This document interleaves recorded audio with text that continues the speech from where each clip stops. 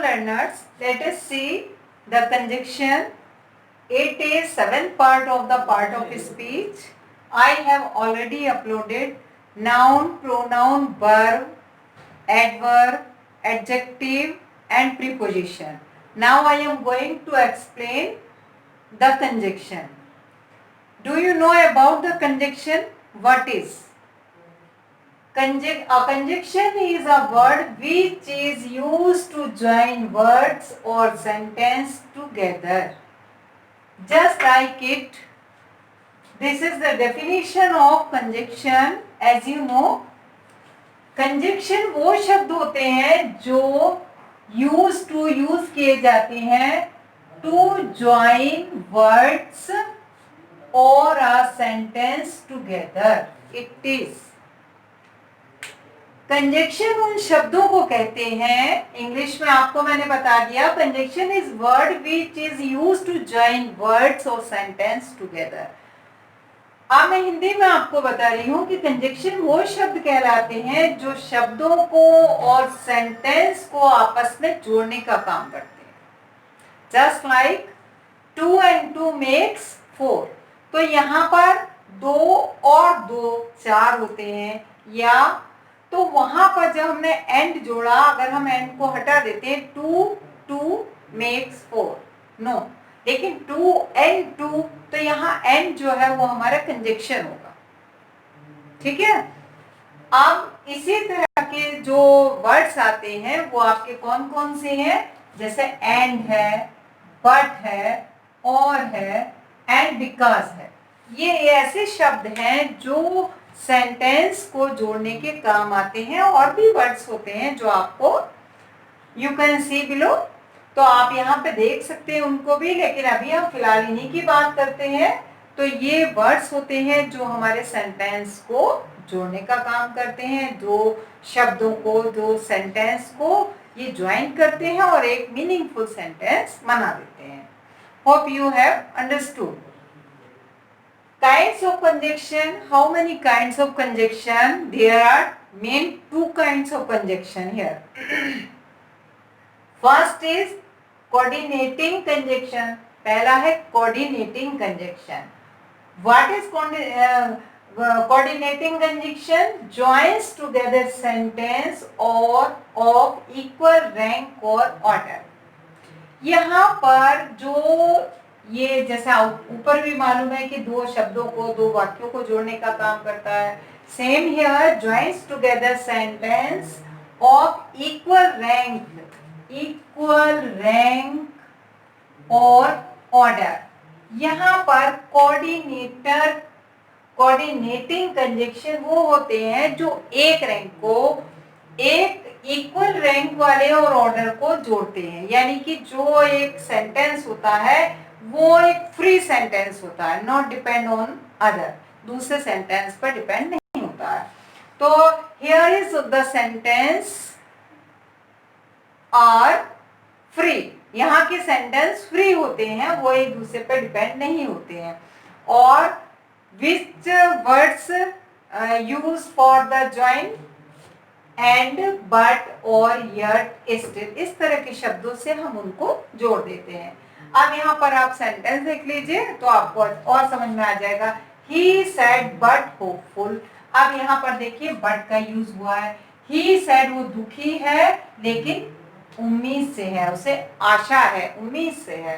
Ram and Hari good friend. Here is and, here is but. तो ये शब्द हैं जो राम और हरी गुड फ्रेंड है. तो राम और हरी इक्वल रैंक और ऑर्डर में है, उसको हमने ज्वाइन कर दिया एंड से.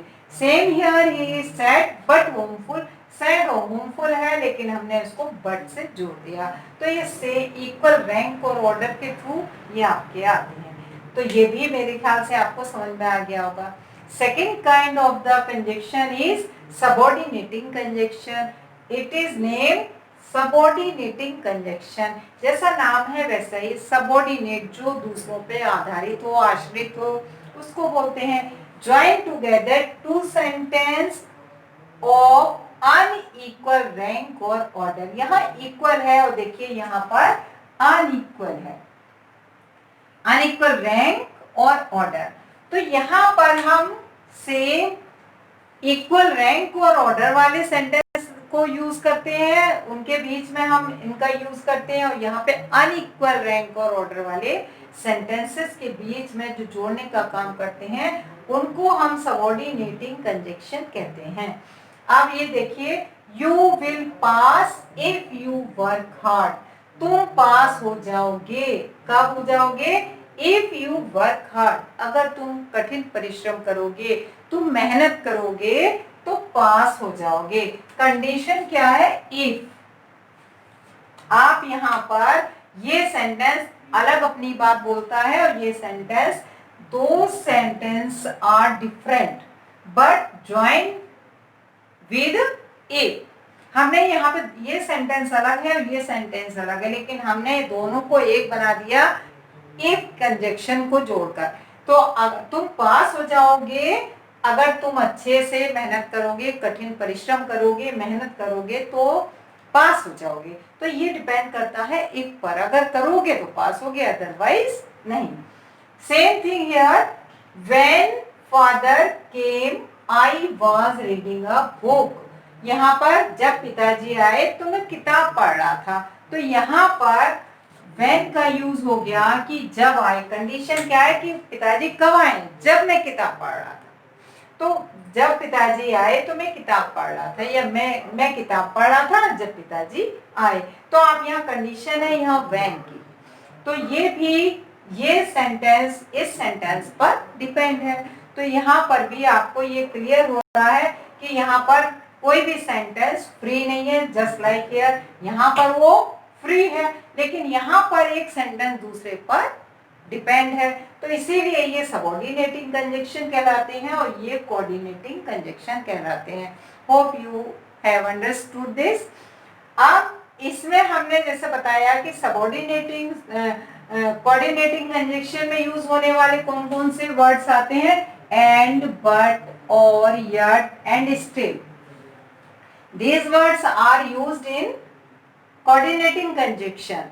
Or here some words which used in subordinating conjunction, just like because, that, least, until. ऐसे शब्द हैं जो सबऑर्डिनेटिंग कंजक्शन कंजक्शन के रूप में सेंटेंस को ज्वाइन करने में यूज किए जाते हैं। तो ये आपको कंजक्शन का ये पार्ट ऑफ स्पीच का 7th काइंड है। आपको समझ में आ गया होगा। जिन बच्चों ने मेरी पहली वीडियो कभी नहीं देखी, आज फर्स्ट टाइम देख रहे हैं, वो बच्चे सब्सक्राइब करना मत भूलिए। और जो बच्चे मुझे फॉलो कर रहे हैं, क्योंकि मुझे बहुत अच्छा रिस्पॉन्स आप लोगों का मिल रहा है, बहुत बच्चे एक तरह से मेरे से और चीज़ों के लिए भी डिमांड कर रहे हैं, वो मैं टाइम टू टाइम बनाती रहूँगी आप लोगों के लिए। जिन बच्चों ने मेरे पास डायरेक्ट, इनडायरेक्ट और एक्टिव पैसिव वगैरह की डिमांड की है, वो भी आपको मिलेगा। पहले हम इसको पार्ट ऑफ स्पीच को कंप्लीट कर लेते हैं। अब इसका रिमेनिंग पार्ट एक बचा है, इंटरजेक्शन, उसको भी मैं जल्दी ही आपको दूंगी, क्योंकि मैंने लास्ट ईयर कुछ वीडियोस बनाई थी एनडीए वाले बच्चों के लिए, जो उनके लिए बहुत फ्रूटफुल हुई। और बार बार अब बच्चों का, क्योंकि आपको मालूम है सितंबर फर्स्ट वीक में एनडीए के एग्जाम्स हैं, तो मुझे करीब 10 और 12 वीडियोस एनडीए के लिए बनानी है। तो शायद मैं आपका इंटरजेक्शन तक बना करके आपको फिर वीडियो में देर में दूं।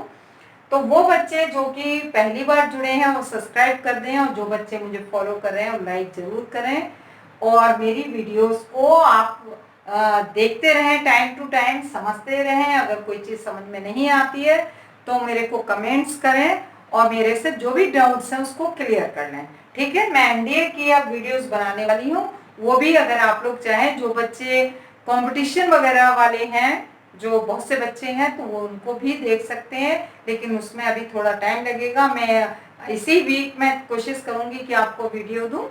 तो जो ये मेरे ख्याल से आप लोगों को समझ में आ गया होगा, और आप लोग नेक्स्ट वीडियो इंटरजेक्शन और कंप्लीट करने के बाद पार्ट ऑफ स्पीच कंप्लीट हो जाएगा।